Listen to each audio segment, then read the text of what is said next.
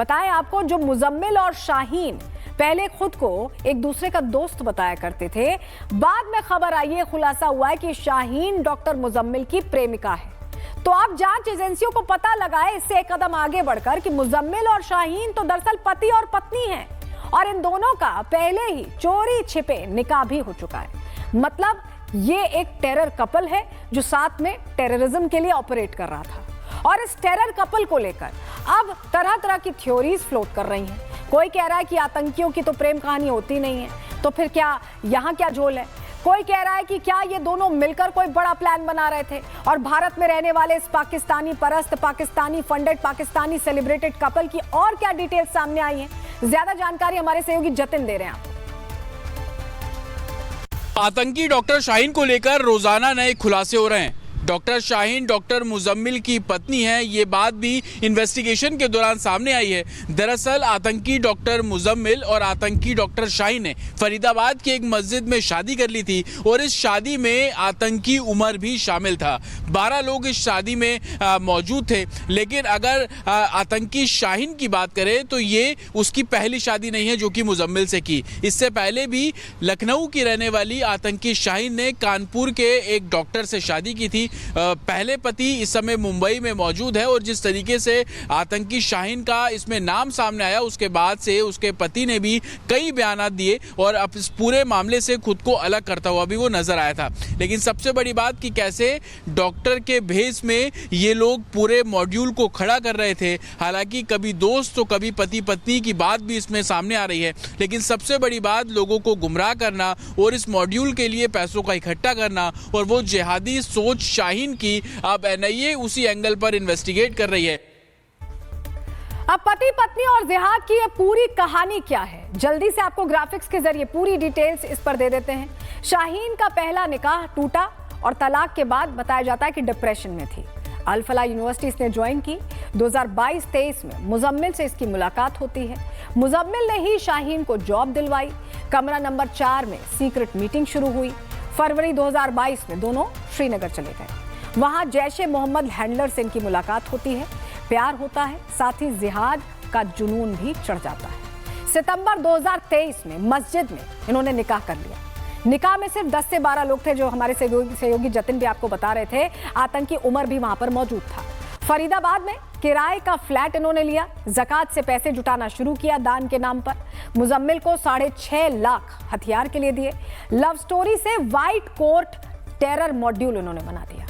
Delhi blast और महिला भर्ती की साजिश इन्होंने रची। एनआईए के सामने पूरी जिहादी लव स्टोरी अब खुल गई है। अब ये जिहादी प्रेम कहानी एनआईए की जांच में शामिल हो चुकी है।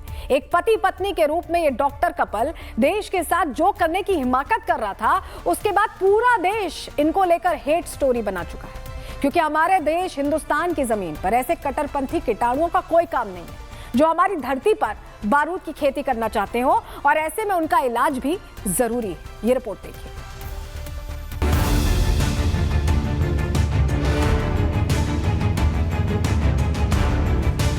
देश को दहलाने का दिमागी कीड़ा पाले कुछ जिहादी हमारी सरजमीन पर देश विरोधी बारूद के कट्टरपंथी कंकड़ों को फैलाने में जुटे थे। जम्मू टू सहारनपुर और फिर फरीदाबाद टू एमपी, ऐसे दिमागी कीड़ों की एक पूरी फौज एनआईए की रडार लिस्ट में आ गई। लेकिन देश के लिए चौंकाने वाली बात यह थी कि इस बार इन आतंकियों का रंग रूप बदला हुआ था। ये आतंकी अब गले में AK-47 का पट्टा नहीं बल्कि डॉक्टर्स का आला टांगे हुए थे। ये आतंकी भेष बदल कर आए काफिर और धमाकों के लव वर्ड्स हैं।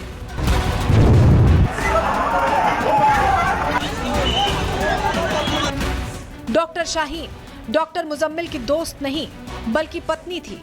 दोनों ने चोरी छिपे निकाह कर रखा था।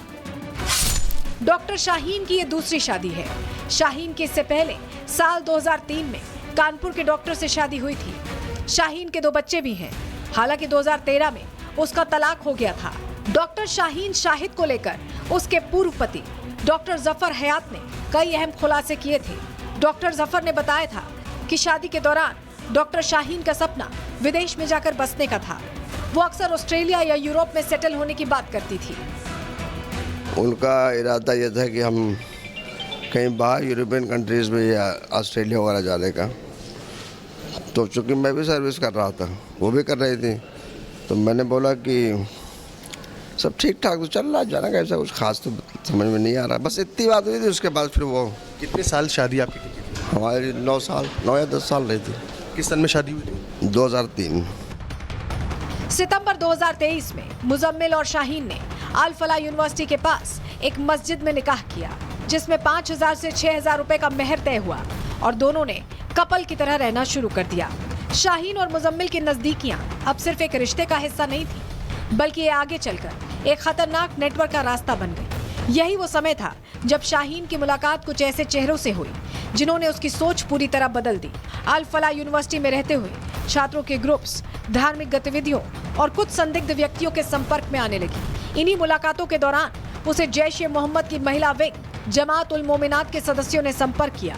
एजेंसियों का दावा है कि इस समूह ने शाहीन को कट्टरपंथ, आतंकी विचारधारा और लॉजिस्टिक नेटवर्क के बारे में सिखाना शुरू किया।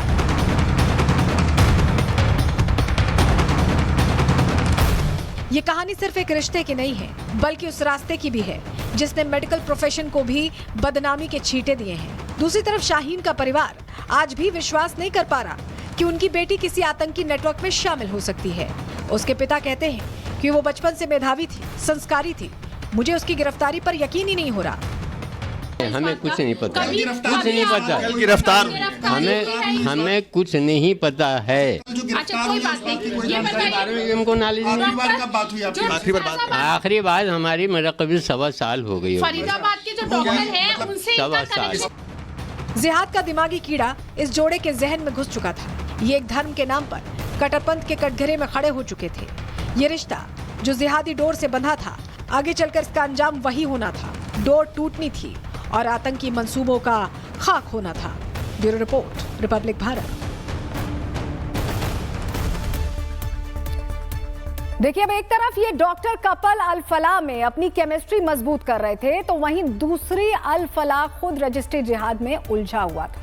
अब आप उससे पहले कहें कि ये किस टाइप का नया जिहाद है, तो आपको अगले 5 मिनट में पूरी डिटेल्स इस पर देने जा रहे हैं। सबसे पहले आप यहां से समझिए कि आतंक की एक डॉक्टर जोड़ी अल फलाह के अंदर कितने दूर कितने पास रहते थे। पहले ये बता रहे हैं आपको, डॉक्टर शाहीन का कमरा अल फलाह यूनिवर्सिटी में नंबर 22 था। डॉक्टर मुजम्मिल का कमरा बिल्डिंग नंबर 17 में नंबर 13 था। कमरा 22 यूनिवर्सिटी कैंपस के हॉस्टल फैकल्टी सेक्शन में था और कमरा नंबर 13 बिल्डिंग 17 के 3rd फ्लोर पर स्थित था। दोनों कमरों के बीच दूरी कैंपस के अंदर 200 से 300 मीटर के आसपास अनुमानित बताई जा रही है। एनआईए जांच में दोनों जगहों पर तलाशी ली गई।